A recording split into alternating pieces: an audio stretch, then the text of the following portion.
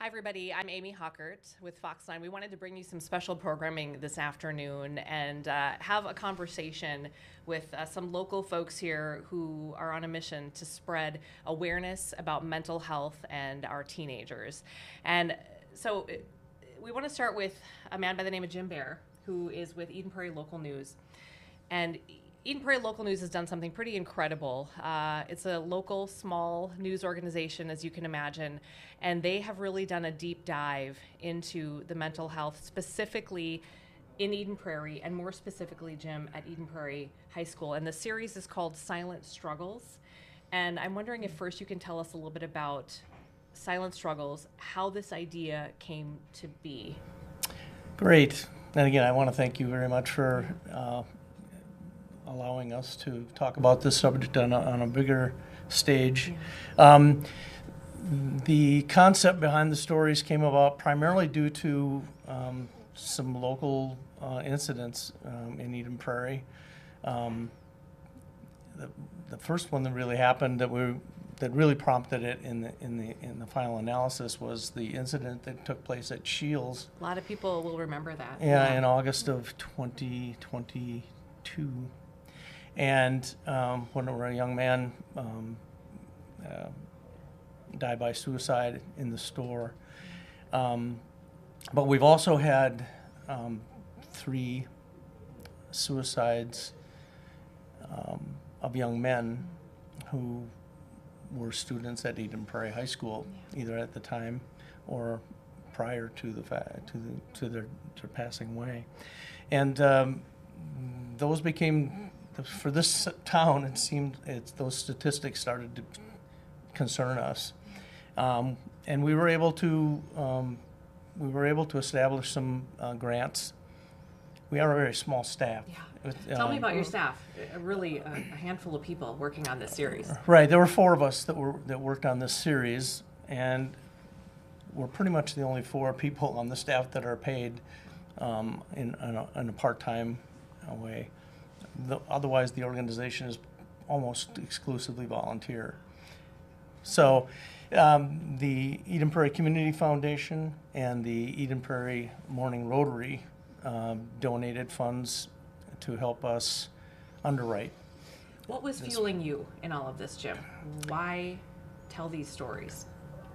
It was they became very real. All of the people on our staff, or most all of them anyway, live in Eden Prairie. We have kids in the schools. Some of the statistics we learned as we delved into the topic were disturbing. And to have young men in our community dying by suicide just was something we couldn't ignore. We sure didn't know how to go about doing it right off the bat because it's such a huge topic. But we got together, we gathered a number of people, even beyond the 4 of us who wrote the stories, to talk about to focus the stories more on what we felt we needed to discuss. You found people in the community who had been directly affected by this, and in a minute we're going to bring in another guest that we have here, Nancy Wagner, who is a mother whose son Jonas died by suicide fairly recently. It's still very raw for her, and so she'll be joining us to talk a little bit about this process and what this has been like for her, and help bring awareness to some other parents out there, because we know that while you guys focused in on Eden Prairie High School, specifically in the community of Eden Prairie, we know that we can take these stories and these experiences and plug them in any community here in the country. And we're specifically obviously talking about Minnesota, but this affects everyone. Yeah, the statistics that we found are certainly, we pulled out the ones that are specific to Eden Prairie, but it's a statewide problem, it's a national problem, and that's why it's such a huge topic. But our goal, as is our newspaper's goal, is to tell Eden Prairie's story. Mm-hmm. And when we have a series of young men dying by suicide in the course of less than 2 years, we felt it was something we had to look into. Let's take a look. I want to bring up some of these statistics, Jim, because you and I have gone through the 2022 Minnesota Student Survey, and this is done statewide. You specifically, as you mentioned, have pulled out the Eden Prairie High School, and we're into 8th grade here as well, statistics. And we just wanted to show folks some of these because statistics are one thing, and they're numbers. We're going to put faces behind these numbers in a second. But I think at this point, we all need to be looking at these numbers and saying, this is a crisis situation. So Eden Prairie 8th graders who have seriously considered suicide in the last year, we're talking about 17% of the young girls in 8th grade in Eden Prairie, and 3% of the males. And then we have other age groups as well. I believe our next one is the 9th graders.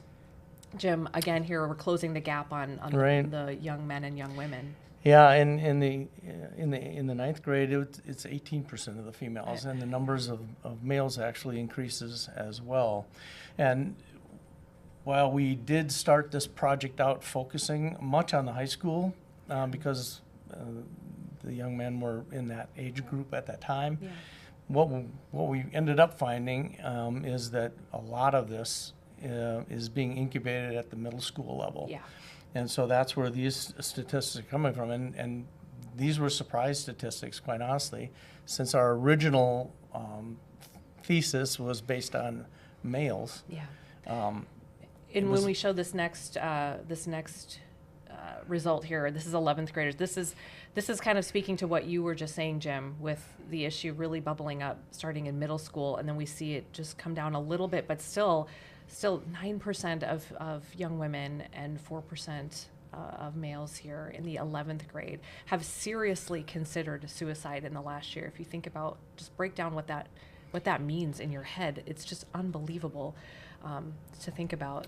Yeah. Your child or one of your child's friends, the odds are. Right? Yes, I mean, yeah, and it's you look to right or left, and Yeah. you're looking at young people who are experiencing things that you don't have any idea are going on. And we talk about the suicide and suicidal ideation, but we also want to talk just generally about mental health. And so our next statistic talks about Eden Prairie High School students who have had mental health, behavioral, or emotional problems for more than 6 months. So they measured it out over time. And take a look at this. Take a look at how big that jumps here with the 8th grade young girls in 8th grade, the 9th graders who are females, 11th grade females, and then 19% of 11th grade males. This is staggering.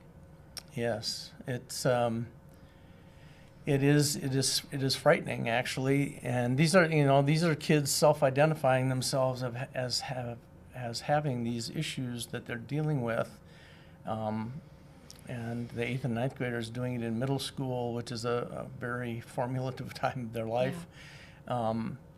And for it to continue into a junior year at 39% is indicative of ongoing issues. Yeah. If we can just come back out for a second, we talk about, I think as parents, a lot of us look around, and I've got a middle schooler and a high schooler, and I think a lot of anecdotally my friends who are parents say, what is going on in our schools right now with behavior issues, fighting, violence, even vaping, things are just, the behavior issues seem like they are, what is going on? And I think we can point to some of these statistics and say that, a lot of this is stemming from cries for help, really, right? Yes, it is. And it's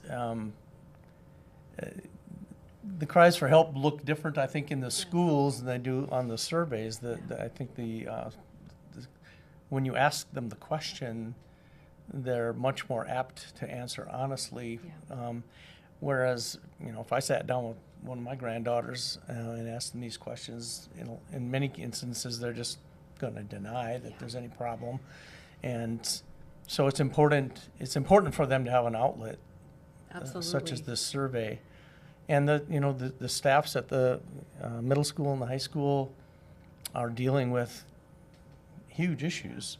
One of the series pieces that you've done focus specifically on the schools, and we're going to bring in the reporter soon for a different segment who's going to talk about the research that she did and the deep dive that she did into the school system. Yeah, well. Juliana Allen is our school reporter, and she was able to delve pretty deeply into the school system, much to the credit, quite honestly, of the administration of the district.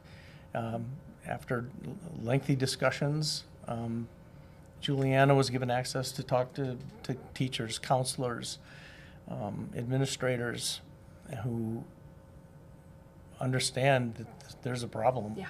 And it was always our intent, mostly just to underscore what they're dealing with. We knew that they have programs, that they're working with outside experts as well, but that they're being put in a position of providing services that they aren't trained to do, certainly on a wide scope. It's so complex, right? Yeah. There's so many layers. There's one more statistic that I wanted to put up because we talked about kind of the mental health issues here, but also this is playing out physically for our young people. So Eden Prairie High School students who have purposefully injured themselves by cutting, burning, or bruising themselves in the last 12 months. I want you to just take a look at these numbers and let that soak in for a minute. 32% of 8th and 9th graders have physically harmed themselves in the last 12 months. 23% of 11th graders. So again, to your point, Jim, with it being, a bigger problem perhaps in middle school, but still, I think as a parent looking at these numbers, and again, we're looking at Eden Prairie, but plug these numbers into any middle school or any high school in this state, and you're going to come up with the similar answers, because we went through the numbers, and it is true that you're going to find this at every school in the state. And one of the things we learned going through this process, and Juliana specifically talking to the experts, was that the self-harming is not necessarily suicidal ideation. Yeah. In fact, it provides them with some relief, oddly enough, that it probably is one of the first cries for help. Sure. But it actually does provide some of these kids with some relief from whatever pain and tension that they're feeling. But it's important to recognize it and provide the kind of support that is required for them to deal with it. Yeah. So again, all of these numbers come from the 2022 survey. It is something that's done every 3 years here in the state of Minnesota. And it was interesting as we looked through some of these numbers to look pre-pandemic and then post-pandemic as well. We broke down some of those and have done some stories on that as well, just in light of the concern over behavior issues. And then as we see, it sort of has spun now into physical harm and then suicidal ideation and suicide as well. There are, as we said, people behind all of these numbers. You may know some of them in your own communities, in your own friend groups, in your own family. And we wanted to share just one of these really important stories with you today, directly from a mother who has lived through this. So we want to bring in now Nancy Wagner, also from Eden Prairie. And Nancy, we want to thank you for being with us and telling us about your son, Jonas. So if you could just start by telling us about Jonas. Sure. Excuse me. One of my favorite topics. So Jonas, just such a good kid. We had so much fun. He was sensitive and really super funny and responsible and conscientious, and just took on life in ways that a lot of people wouldn't. He would just start new things in the middle of life and just he would just go for it. He had such confidence in doing those things. So he was just, I guess I would say a normal kid. Yeah. Normal kid, and also, extraordinary to us, of course. When did you first realize that Jonas was struggling? Tell us. So he was a high school student, and kind of the time frame we're addressing here. When did you first notice that he was struggling with his mental health? To be honest, we didn't really notice anything at all. We got a call or an email from the social worker at the high school saying that there was a concern about Jonas harming himself.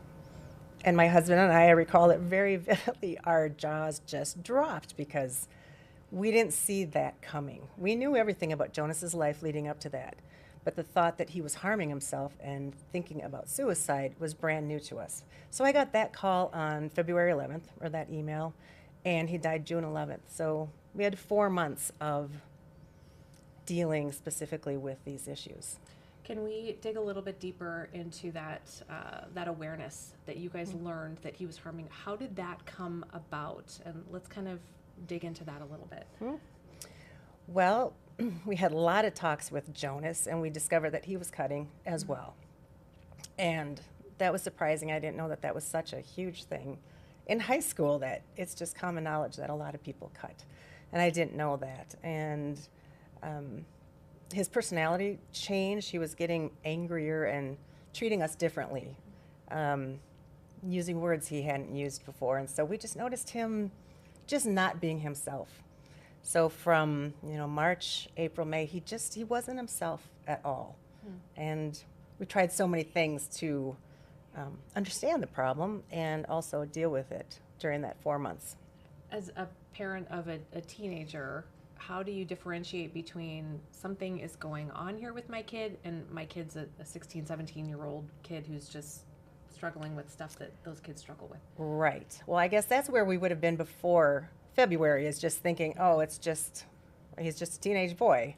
And I guess with the cutting and the concern from school and concern from his friends and his friends' parents, I think that's when we knew that it was not just a typical teenage behavior. So at that point, where do you even start to try to help Jonas? I think initially my husband and I just thought we would just talk to him every night, get him what he needed.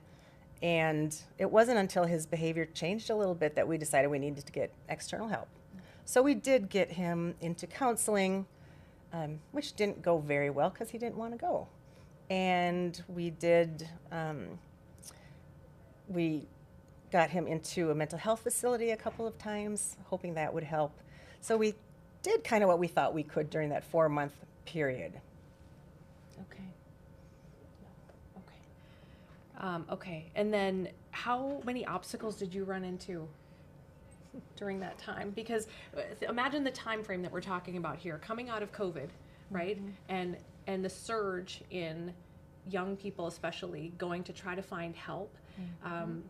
It was hard. It was hard to get into even hospitals, ERs, that kind of a situation, because your first thought might be, well, I'll just take them to the ER because that's where I can get in right now.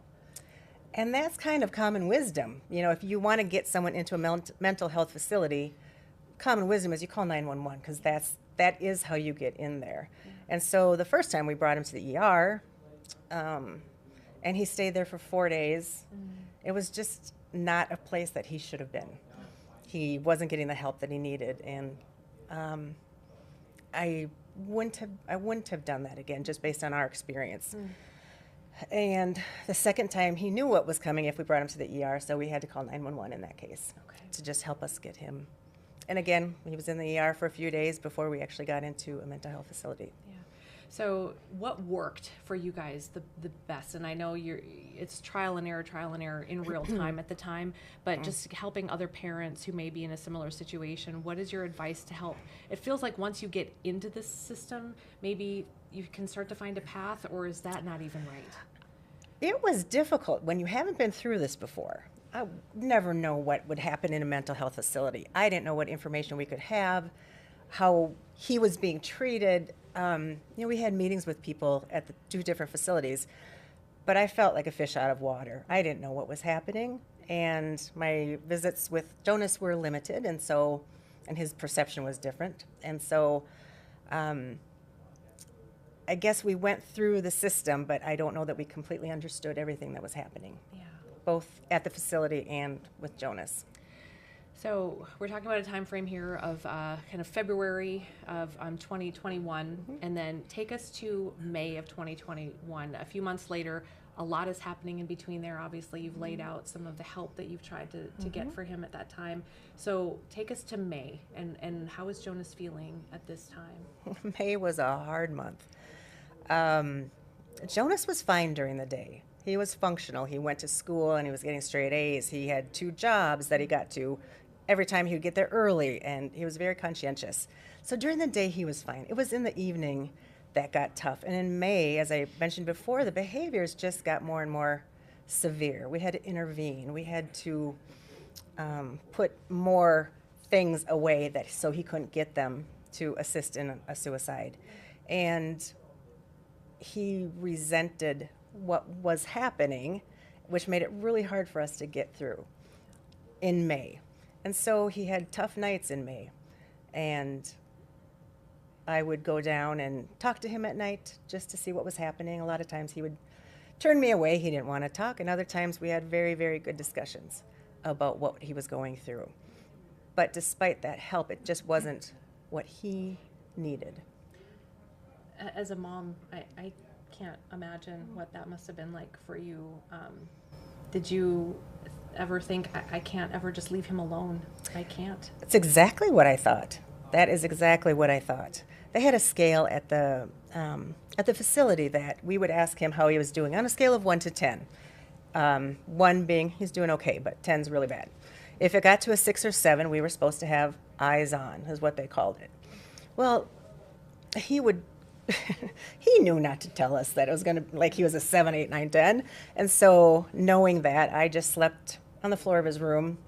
He didn't like it. You know, he would every now and then flash his flashlight at me because he was mad at me for being there. But I just slept on his floor in the evenings when I knew it was hardest for him, until the one night that I didn't, which is the night that he died. Can you take us through that day? Not sure if I can. If you can't, we understand. But I think the important thing here is, as we talked about before we came on the air, is to talk about the fact that you're a very normal family. Yeah. This is you are every family USA here, Mm-hmm. and this could happen to anybody. And so, whatever you're able to share with us. Sure. Very much a whirlwind because it was the middle of the night, and soon there were police officers and chaplain and just crowding the house, and it was just such a whirlwind. By 6:30, we got a call from the American Donor Society that had heard, and just things like that were, I don't know that I was functioning. I think I was probably until midday, I was probably still screaming and crying. Yeah. When the last time you would have seen Jonas, what was he like that day that you felt? Because obviously you were like, I think we're good. I thought he was good. So he had gone boating, water skiing, tubing with some friends. His dad took him boating and doing that.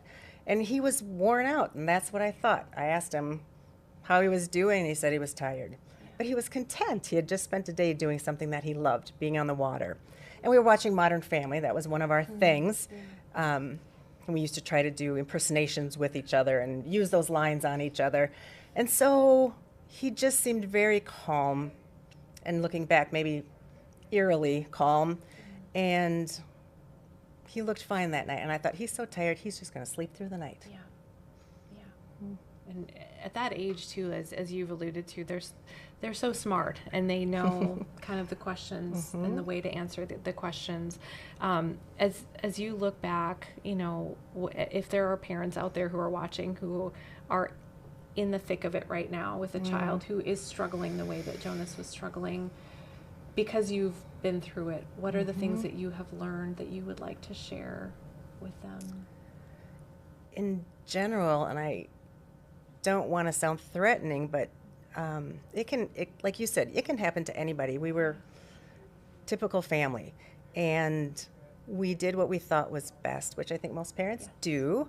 We had a lot of talks, mainly because I'm very comfortable having those deep talks with anybody, and I would encourage parents to keep eyes on and talk, be specific about, are you considering suicide?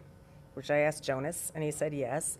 And I asked him if he knew how he was going to do it, and he did. He had a couple options in mind. And keep having those discussions, and just don't let it drop. And bring in the resources you need.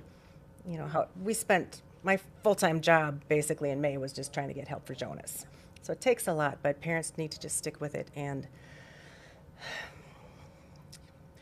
What would you say, and Jim, I don't know if you have come across this line of thinking as well in your reporting, but to parents who say, well, I don't want to talk to my kids about this because I don't want to put ideas in their head. I mean... Yeah, excuse me.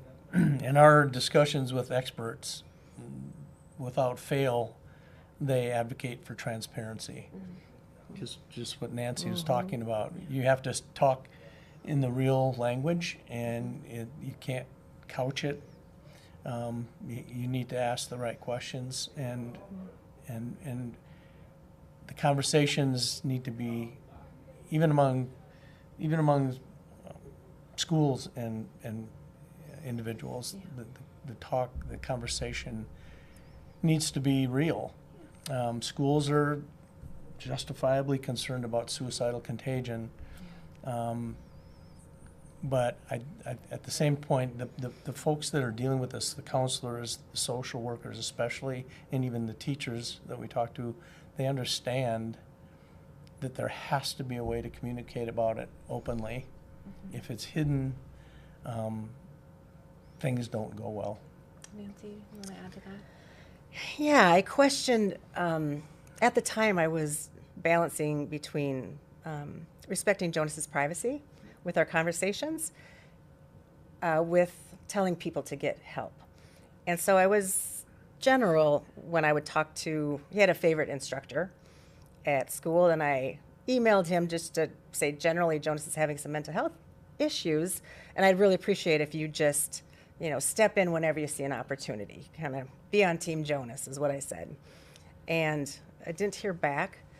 And I think if I had said, Jonas is thinking about killing himself, and I need you to step in and be on Team Jonas, I wonder if being more transparent with people surrounding Jonas would have made a difference. He didn't want certain things shared with friends and cousins. And so we didn't, to respect his privacy. And, in hindsight, I wonder if we had been more transparent with other people to save his life, would that have been maybe something that would help turn around, to actually say the word, he's suicidal. That was just something he didn't want people to know, and we tried to respect it. And looking back, I'm not sure that was the right decision. That's really interesting. The stigma, I feel like, for mental health has lessened over maybe the last 10 years, but still a stigma around suicide, right, specifically.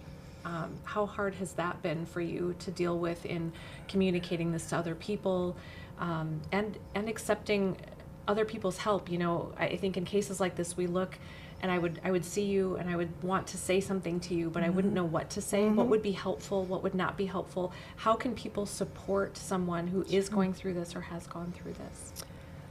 Well, I can definitely tell you what not to say. First of all, everybody means well. I never got mad at anybody for saying anything that kind of rubbed me the wrong way, but saying something like, well, he's in a better place, or I know what you're going through because my cousin's friend went through this, and a lot of people said, you did everything you could. And I don't know why that just stuck with me, because I kind of thought, well, you don't know that, and that was just one that rubbed me the wrong way. But I can tell you what did help. Shorter the better. People just saying, I'm sorry, or just hugging me, or saying there are no words, or I can't imagine what you're going through. I heard that so often, and it's true. I don't want anyone to imagine it. And a lot of people would say, let me know if I can help. So that would be on my don't list, because there's no way I was going to reach out to somebody who said, oh, just let me know how I can help. What was helpful was when somebody said, I'm going to come over at 2 o'clock on Tuesday, and I'm going to do all of your laundry. Is that okay? Is that a timing right? Or they'd say, I'm going to drop a meal at your front door. You don't have to answer the door. I'm just going to put it out in the cooler. And so when people were very specific with me, saying, I'm going to do this for you, then I could accept help. Yeah. But if people said, just, we'll do anything, let us know how to help, honestly, that's not a help. It wasn't a help for me, because I was not about to reach out to people and say, okay, I've decided what you can do for me. With one exception. I had a group of moms from Eden Prairie that we've known each other since our kids were in high school, and they all wanted to help do something. And so I did reach out to them, and I said, you all want to help somehow? Help me do something like with the school to raise awareness of suicide, and let's just make something happen at the school. And then we got together for a while, just, working with another organization, SAVE, Suicide Awareness Voices of Education, and got to a point where, we decided it wasn't going to be the thing that we moved forward. But that was the only time that I was able to reach out to people. I knew they would all band together and help me. And there was a Powder Puff football game where they were raising money for mental health awareness. And this is after Jonas died. And his friends were there who read a little something. And all these moms were there putting up the red balloons and doing, everything that needed to be done for the event to recognize Jonas. And they were able to put together a scholarship fund. Is that right? Yeah. In Jonas's name. Yes. I, with the foundation, Eden Prairie Schools, it was definitely something I wanted to do. And deciding how to go about it was difficult. Do you pick somebody who loves to be in the marching band or loves soccer or hockey? Or, and so we did decide on just a few parameters that I thought that Jonas would like. And in 2 years now, we've given out 4 scholarships. Amazing. Mm-hmm. I want to go through some of the resources that we want to share with people with just a couple of minutes that we have left, because we always want to end it here. We have some graphics here. So COPE, Mobile Crisis Team. This is something I have been covering these types of stories for years, and I had not heard of this. It's COPE Mobile Crisis Team. This is a number that you can call, and they come to you. And I believe this is Hennepin County, but if you call them and you're not in Hennepin County, they can direct you to the resources in your area. And the same goes for the Suicide and Crisis Lifeline. This is, they made it as easy as possible. Call or text 988. So instead of 911, this is 988. You can call or text 24/7, 365 days a year if you need help or if you find that somebody else that you know needs help. And then Minnesota Warm Line is another one that I had not heard of that I wanted to share. And again, mental health crisis emergencies, there are some parameters around the time that they're available, but these are peers who are there who can talk you through some issues that you might be having, who may be able to understand and bring you some relief in that way. But please, if you know of anybody, reach out to them. I hope that the stories that we have shared today will help other people. We're going to bring in Jim again and Juliana, another reporter from Eden Prairie Local News, to talk a little bit about her segment. We want to break down these stories because there are so many. And the last thing I want to put up is, again, the National Suicide Lifeline. This is the 800 number. That, again, 988 works. This works as well, but we cannot share these enough. So important, you guys, to just bring the stigma down, erase it, and make sure that people know that the more transparent we can be about this and talk about it openly, the more we can help other people. I want to thank you both so much for being here. We will continue this conversation with Eden Prairie Local News. We appreciate the work that they have done to really dig into this issue with the very few resources that you guys have. It's very important work. It's hard work. But if we can help, as we say, just at minimum one person in all of this, then it will have been worth it. So thank you, Nancy. Thank you. Thank you, Jim, Thank for you being very here. much. And this segment will live on our YouTube page as well. And if you want to support Eden Prairie Local News, please do so. Again, it's a nonprofit, and they are doing incredible work in sharing these messages in our local communities. So thank you for being here. You too. And I would just add that between the end now and the end of the year, any dollars that we do receive in donations will be matched, which is a huge part of our funding sources. Right. We'll see you back here for another conversation. Great. Nancy, we can't thank you enough for being welcome. here. Thanks for helping and us. helping us remember Jonas Thank and you. his legacy. Thank All you. right. Thanks. Thanks for watching.